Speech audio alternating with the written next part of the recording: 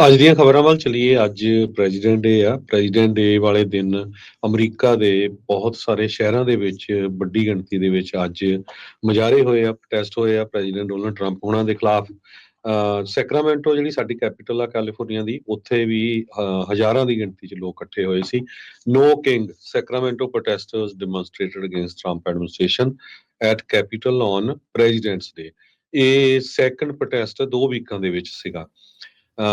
5051 movement, ਜਿਹੜੀ ਇਹ ਨਵੀਂ ਮੂਵਮੈਂਟ ਸਟਾਰਟ ਹੋਈ ਆ। 50 ਪ੍ਰੋਟੈਸਟ 50 ਸਟੇਟਾਂ ਦੇ ਵਿੱਚ ਤੇ ਇੱਕ ਮੂਵਮੈਂਟ, ਵਨ ਮੂਵਮੈਂਟ।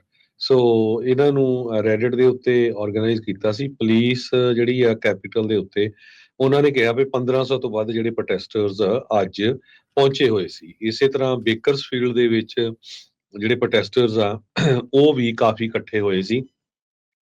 ਕਹਿੰਦੇ ਵੀ ਸਾਨੂੰ ਡੈਮੋਕ੍ਰੇਸੀ ਨੂੰ ਪ੍ਰੋਟੈਕਟ ਕਰਨ ਦੇ ਲਈ ਲੋਕਾਂ ਨੂੰ ਘਰਾਂ ਤੋਂ ਬਾਹਰ ਆਉਣਾ ਪੈਣਾ ਹੈਗਾ ਆ। ਇਸੇ ਤਰ੍ਹਾਂ ਆਪਣੀ ਜਿਹੜੀ ਰਾਜਧਾਨੀ ਆ ਅਮਰੀਕਾ ਦੀ, ਉਹਦੇ ਬਾਹਰ ਹਜ਼ਾਰਾਂ ਦੀ ਗਿਣਤੀ ਦੇ ਵਿੱਚ thousands gather on Presidents Day to call Trump a ਟਾਇਰੈਂਟ।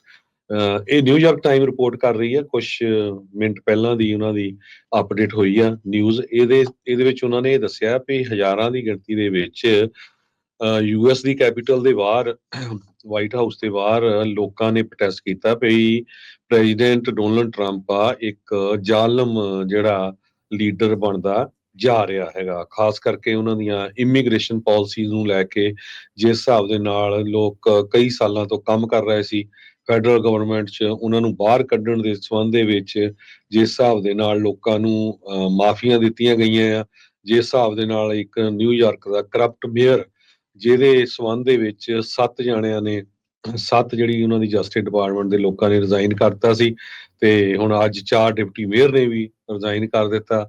ਸੋ ਹੋਰ ਬਹੁਤ ਸਾਰੇ ਇਸ਼ੂਜ਼ ਨੂੰ ਲੈ ਕੇ ਜੋ ਲੋਕ ਆ ਅੱਜ ਪ੍ਰੈਜ਼ੀਡੈਂਟ ਡੇ ਵਾਲੇ ਦਿਨ ਉਹਨਾਂ ਨੇ ਪ੍ਰੋਟੈਸਟ ਕੀਤਾ ਹੈਗਾ। ਜੀ।